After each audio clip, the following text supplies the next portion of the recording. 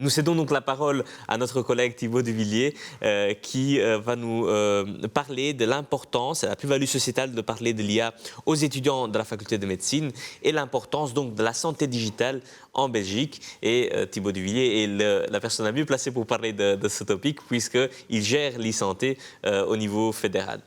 Monsieur Duvillier, la parole est à vous. Merci Giovanni, et je pense que je ferai certains liens déjà avec ce que mon collègue et ami Olivier a effectivement déjà indiqué. Il y a des ponts qui sont effectivement à réaliser. Donc j'ai effectivement de mon côté axé surtout, vu le sujet de la matinée, sur l'aspect de la formation. Alors évidemment, et Olivier l'a indiqué, évidemment la crise Covid a été une crise évidemment en dehors de l'aspect de la mortalité, mais aussi évidemment de la surcharge administrative pour les prestataires de soins. C'est une crise évidemment avec des effets très négatifs, très néfastes.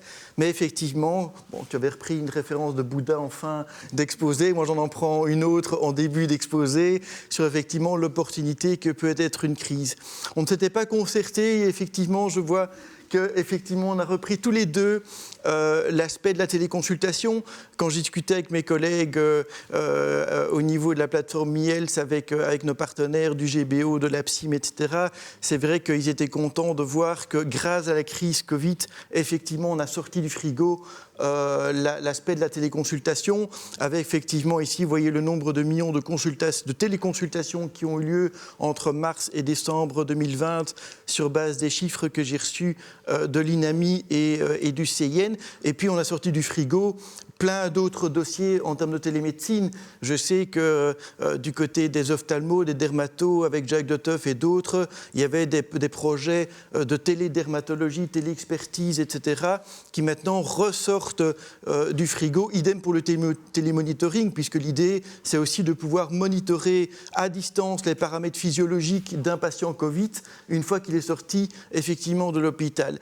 Là où et c'est pour ça que j'ai repris aussi les codes de nomenclature qui ont été approuvés en conseil technique médical de l'INAMI et en comité de l'assurance, c'est qu'effectivement, je vois sur Twitter pas mal de médecins qui se plaignent en disant « Ok, on avait autant de consultations et maintenant on a quelques codes de nomenclature, mais qui sont, je pense que c'est 2 à 4 téléconsultations, vidéoconsultations par an, ce qui effectivement, quand je vois alors les médecins qui me disent « mais voilà, on ne tire pas les leçons ». Donc en fait, on doit profiter de la fenêtre d'opportunité du Covid, mais ne pas retomber dans certains conforts qu'on a après, de retomber dans nos procédures, en ce compris mes collègues de l'INAMI, que je n'hésite pas à relancer là-dessus, pour éviter qu'on reste sur la vague et qu'effectivement on ne retombe pas dans le petit confort dans lequel on est habitué par la suite.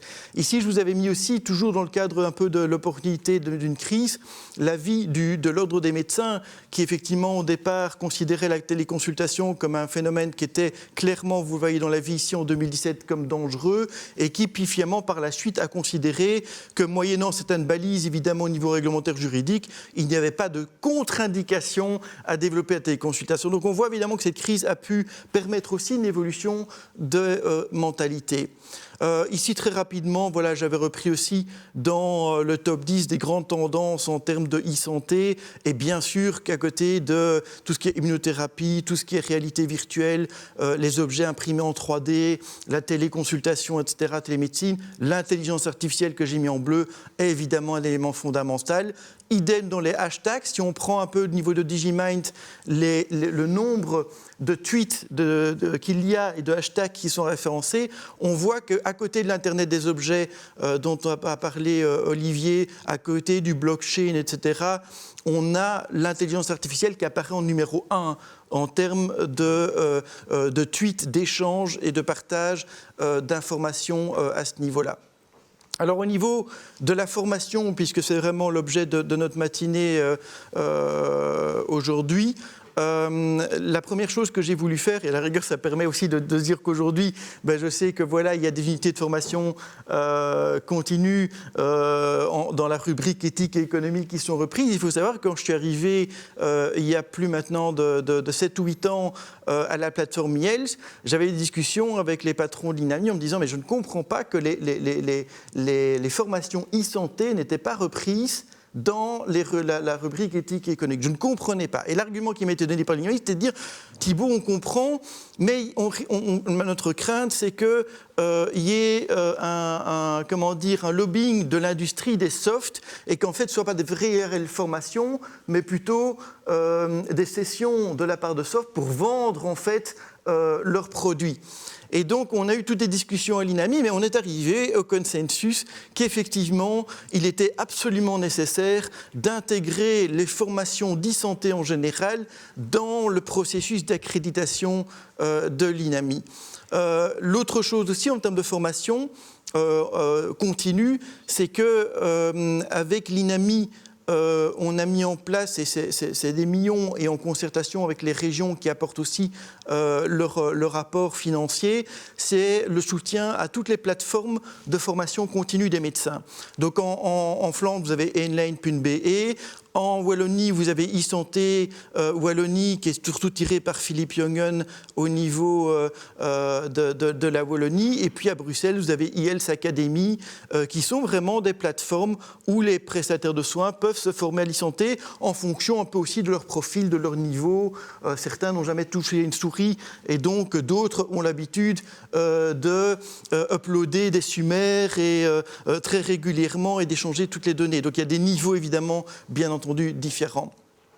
Toujours dans la formation continue, mais on quitte un peu la formation continue en tant que telle, mais on l'a évoqué, tout ce qui est effectivement mis en œuvre en termes, on le voit bien dans les contacts réguliers qu'on a nous de notre côté aussi avec LifeTech, etc. à Bruxelles, c'est le soutien, le coaching, l'accompagnement de start-up, de scale-up, mais aussi de médecins qui sont dans ces organisations et qu'il convient de soutenir et de promouvoir dans les investissements qui souhaiteraient opérer au niveau de l'e-santé, mais de plus en plus, on y reviendra dans l'intelligence artificielle. Idem, évidemment, voilà, Nathanaël l'a évoqué, et avec toi, effectivement, Giovanni, tout ce qui est au niveau de l'AI EI for Belgium et EI for Health. Et puis alors, il y a évidemment d'autres leviers pour lesquels on pourra toujours réfléchir aussi, que ce soit les primes de pratique intégrées au niveau de la Médicommute pour les médecins généralistes, que ce soit aussi quand je discute avec le SPF Santé publique ou avec, par exemple, l'association des directeurs d'hôpitaux ou des personnes comme Paul Dautrep, c'est effectivement tout le soutien et plusieurs millions ont été dégagés au niveau du fédéral pour soutenir les hôpitaux, pas simplement dans le cadre du BMU qui est des critères en tant que tels, mais surtout il y a des parties, des budgets qu'on a décidés avec le cabinet d'Unbrook uniquement pour l'aspect cybersécurité et pour l'aspect innovation, ce compris des projets qui pourraient porter à l'intelligence artificielle. Donc on devra suivre ça de près, mais autant utiliser de manière efficiente ces budgets. Et donc c'est toujours un peu le même principe aussi. Voilà, est-ce que c'est la carotte, le bâton ? Moi je ne suis évidemment pas toujours favorable du bâton, de la réglementation, disons on impose quelque chose aux prestataires de soins. La carotte, le financement peut être effectivement un élément à utiliser. Je reste convaincu, et c'est pour ça qu'évidemment je participe au processus de formation, c'est qu'effectivement la conviction est la meilleure encore des choses. Au niveau de la formation initiale, je ne vais pas trop y revenir, puisqu'effectivement, Olivier l'a dit, bien effectivement, on a eu le premier cours à partir de 2017 obligatoire pour les futurs médecins en matière d'informatique médicale. Après, à ce moment-là, sur base de ça, j'ai initié la même réflexion pour me donner un cours au niveau des futurs infirmiers, au niveau du campus Erasme. Et puis, Giovanni le sait, il y reviendra peut-être dans la conclusion aussi, il y a effectivement le processus de validation en finalisation au niveau de la RES pour enfin aussi, et c'est une très bonne idée, avoir un certificat interuniversitaire au niveau de l'intelligence artificielle et de la santé digitale. Alors, quand je suis intervenu dans le cours d'Olivier, j'ai axé sur 2 points. Un, dans la formation, c'est démystifié. Il y a pas mal d'étudiants qui, au début, me disaient « mais on est convaincu qu'en fait, toutes les données sont centralisées sont gérées par les autorités, alors qu'en fait, non, il n'y a pas une centralisation des données de santé. Les données de santé restent chez les prestataires de soins. Elles sont gérées par des ASBL, par exemple à Brumet, à Bruxelles, ou la Fratem en Wallonie. Et effectivement, ce sont prestataires de soins qui gèrent ces données de santé-là. Idem, effectivement, on disait, mais tiens, est-ce que tous les médecins peuvent accéder? Non, on l'a bien vu quand Pierre-Yves Derman est intervenu il y a quelques semaines avec un projet qui m'a fait hurler en disant que la médecine d'assurance pouvait accéder à l'ensemble du dossier médical informatisé. J'ai contacté directement le chef de cabinet en disant « No way, ça ne passera pas, vous pouvez marcher dessus, mais désolé, les médecins contrôle, les médecins conseils, les médecins du travail, etc. ne sont pas dans le cadre de la qualité et de la continuité du soin. Il faut garder la confiance dans le système des prestataires de soins et des patients. Et donc, il y a un certain nombre de garanties. Et donc, l'objectif que j'ai dans le cours que je donne et que tu as suivi, Giovanni, avec Olivier, c'est d'axer là-dessus, démystifier, parce qu'il y a pas mal de rumeurs sur Big Brother, etc. Et puis alors après, axer sur la plus-value en tant que telle, en disant, ben voilà, l'idée, c'est effectivement de supprimer des examens redondants, de soigner quelqu'un avec un partage électronique de données de santé, on peut mieux soigner une personne. Tout ce qui est simplification administrative, on le sait avec des processus comme IATest, etc. Eh bien, effectivement, on est remboursé plus rapidement. Chapitre 4 du médicament, ben effectivement, on ne doit pas aller donner l'attestation médecin conseil, on est aussi remboursé plus rapidement et surtout on peut commencer son traitement des médicaments du chapitre soumis à l'accord du médecin conseil beaucoup plus rapidement aussi. Donc voilà, il y a toute une série d'éléments et c'est mon axe sur la plus-value.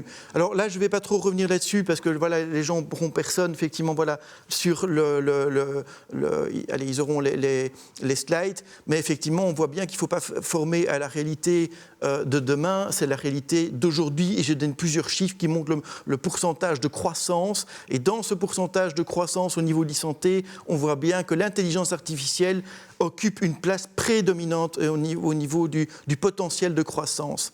Idem ici, j'ai donné quelques chiffres au niveau européen et aussi sur le volume de données croissant en termes d'exabytes sur rien que le volume de données de santé, le big data qui occupe à ce niveau-là. Au niveau européen, oui, effectivement, l'Europe nous soutient de plus en plus avec des budgets, notamment dans l'intelligence artificielle, dans la formation et aussi dans le cadre du plan de relance européen. Ici aussi, je vous ai mis quelques exemples parce que le rapport de Deloitte et de l'Union européenne a permis après d'avancer dans des papers en novembre 2021 et puis dans le Data Act ici en février 2022. Mais ce rapport permet de mettre en évidence les économies possibles en termes de temps de travail, en termes d'économies budgétaires strictes ou en termes de vies sauvées grâce à l'intelligence artificielle en Europe. Alors évidemment, ici, dans le paper qui est sorti en novembre 2021 au niveau de l'Union européenne, on voit bien, je ne vais pas parcourir tout le slide, mais effectivement, le constat était de dire que le processus d'adoption d'intelligence artificielle dans l'ensemble des pays européens, ce n'était pas ciblé sur la Belgique, est un processus qui est quand même encore très lent aujourd'hui. Et dans les axes que l'Union européenne a repris dans son paper de novembre 2021, on voit bien que la formation des prestataires de soins est évidemment quelque chose d'essentiel. Quand on parle effectivement de big data, souvent dans les 5 V du big data, et j'ai repris pour les personnes qui nous suivent, les 5 V qui suivent, on axe souvent sur le volume de la masse. L'essentiel, c'est de faire des données, de l'information. Et donc, c'est surtout aussi le V de value qui est le plus important aussi à côté du volume, quoi. Le Data Act, on en a parlé effectivement aussi, que l'Union européenne a sorti ici en février, permet justement, est partie du constat que pour avoir de l'intelligence artificielle, il faut que les données soient disponibles. Or, aujourd'hui, le constat est que les données sont largement, notamment dans le domaine de la santé, largement inexploitées et inutilisées. Et donc, il y a là, entre le privé et le secteur public, des accords à convenir pour des réutilisations et la mise à disposition de ces données de santé. Tout ce qui est interopérabilité, évidemment, c'est mieux d'avoir des données structurées, et c'est un point qui tient à cœur, évidemment, notre ami Olivier. Il y a tout ce qui est, évidemment, bonne gouvernance aussi. Je sais que, pour l'instant, on travaille à un Health Data Authority entre le KCE, l'INAMI, le SP Santé publique, l'Agence du médicament et Sciences Sanofi et la plateforme MiHealth pour bien définir les rôles entre un rôle de collecte et de validation de données et un rôle qui est plutôt un tiers partie de confiance qui peut coder, anonymiser ou pseudonymiser des données et puis après les études en tant que telles, quoi. Alors évidemment, on sait que dans le cas de la santé, l'essentiel ce sera d'agir. Je dirais, je ne sais pas Giovanni où tu dois te trouver dans le tableau ou Olivier où l'ensemble des personnes qui sont ici doivent se trouver dans le tableau de la courbe de gauche habituelle. Si effectivement on est évidemment dans ceux qui sont les précurseurs, qui innovent, etc. Mais on sait très bien que la formation qu'on donne ou qui sera donnée, c'est pour agir sur la majorité silencieuse entre guillemets et essayer de les convaincre. On aura toujours les retardataires, les récalcitrants, mais voilà, ça c'est l'essentiel. Donc former une réalité qui n'est plus celle, effectivement, de demain, mais d'aujourd'hui. Là, je vous ai mis, je ne vais pas le reparcourir vu le laps de temps qu'il y a, mais je vous ai mis un sondage en France qui montre l'importance que les prestataires français estimaient qu'ils étaient mal formés aujourd'hui à l'intelligence artificielle, mais qui en même temps, ils trouvaient que c'était un gage de confiance dans la relation avec le patient. Et que sur les 50 établissements qui donnent des cours, des modules d'intelligence artificielle et de données, il y en a seulement 5 en France sur les 50 qui donnent des modules liés à la santé. Donc on voit bien qu'il y a là un créneau essentiel. On l'a dit, il faudra se centrer sur les tâches à valeur ajoutée, donc une réorientation sur les qualifications. Je vous ai donné quelques exemples. Les mutualités, dans le cadre de IATES, ils ont été amenés à revoir complètement leur modèle puisqu'on supprime des tâches administratives. Idem, par exemple, pour tout ce qui est Robotic Process Automation. Idem, c'est la même chose. Idem, évidemment, pour la médecine. Le médecin devra pouvoir se remettre en question sa fonction, son rôle, la manière dont il collabore. Et donc ici, j'ai mis, voilà, je terminerai par là, quelques objectifs possibles d'un cours d'intelligence artificielle. L'essentiel, c'est de dire qu'on va travailler autrement. L'essentiel, c'est de dire qu'on va devoir apprendre de nouvelles technologies, une nouvelle culture, comme on le fait déjà dans le cours d'Olivier, pour dire, ben non, on ne travaille plus en silo, on travaille pour être lu par d'autres, on est dans la multipluridisciplinarité, donc c'est essentiel. Quelque chose de très important, et là j'insiste, parce qu'avec Olivier, on a fait souvent discuter, c'est le fait que la formation, ce n'est pas simplement la formation des prestataires de soins, c'est la formation des enseignants.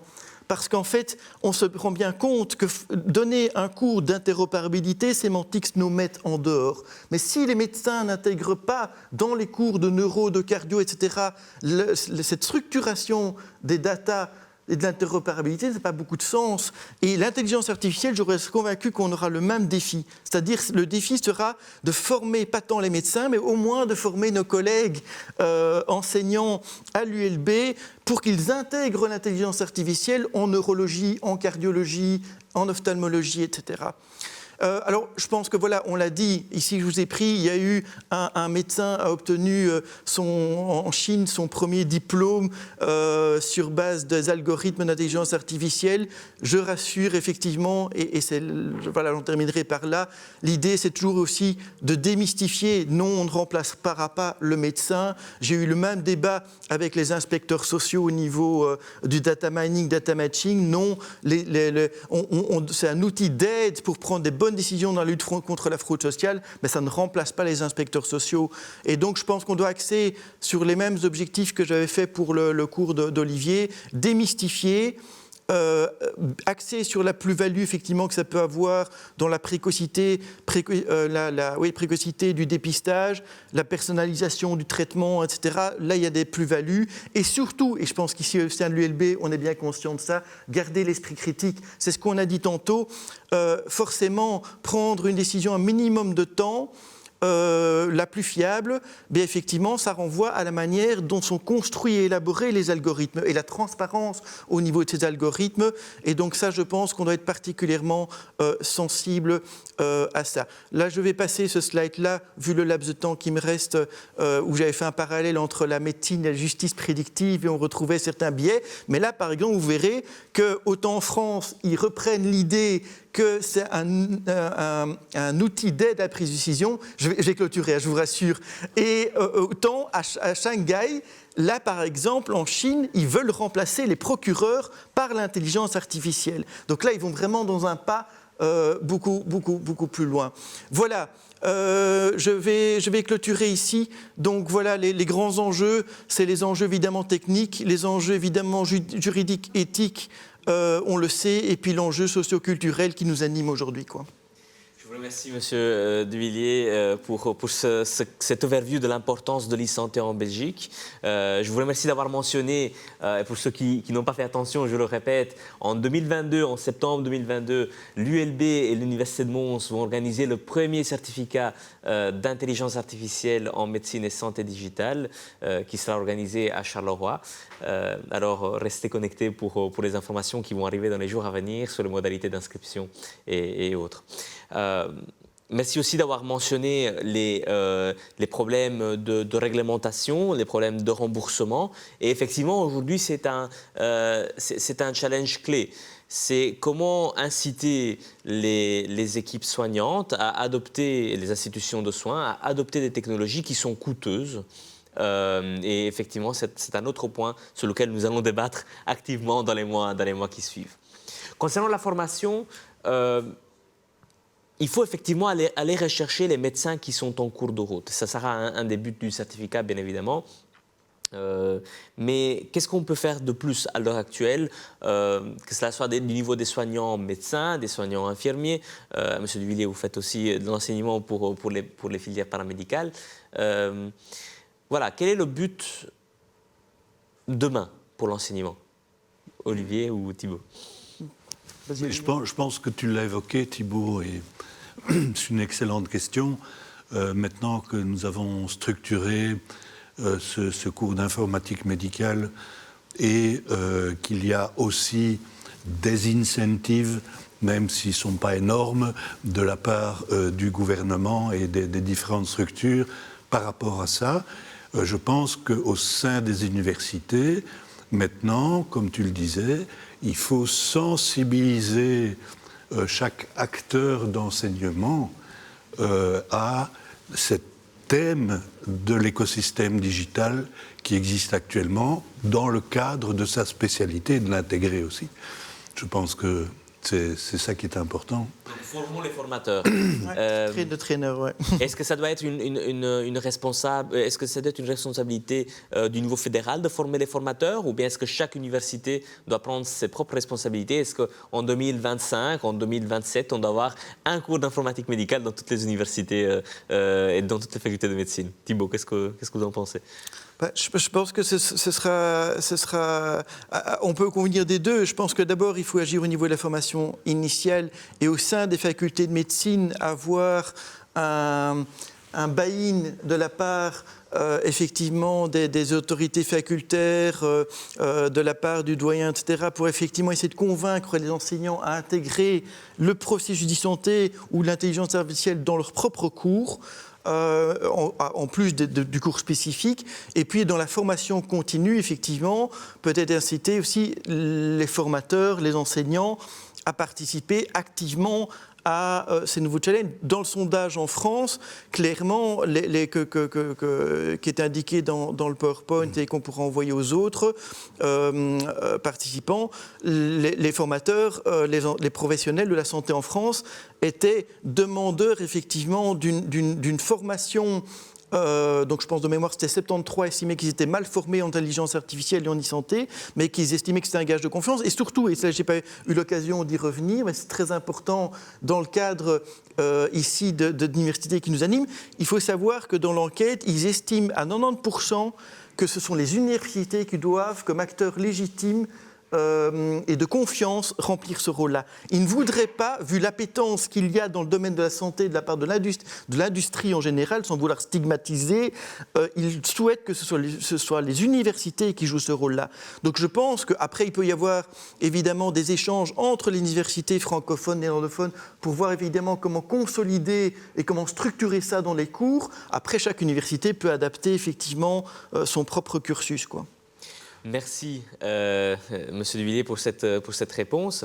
Effectivement, nous avons répété en Belgique cette expérience française d'avoir questionné les soignants. Nous avons commencé par les hôpitaux via AI for Health en faisant le premier baromètre de l'intelligence artificielle dans les hôpitaux en Belgique. Et les résultats sont fort similaires. Il y a peu d'éducation perçue par les praticiens de la santé dans l'hôpital concernant les topics d'intelligence artificielle et de santé digitale, mais ils sont également d'accord que l'hôpital doit mener les réflexions en matière de standardisation, en matière de confiance en intelligence artificielle et santé digitale. Par ailleurs, je vous annonce pour les généralistes qui nous suivent que nous venons de lancer lundi le baromètre d'intelligence artificielle pour les médecins généralistes qui va bientôt clôturer. Donc n'hésitez pas à y répondre. On va vous partager les liens dans le chat. Je remercie les deux intervenants et les initiateurs du cours d'informatique médicale pour ce bel exposé et nous nous retrouvons après une petite pause avec justement l'IA en médecine générale.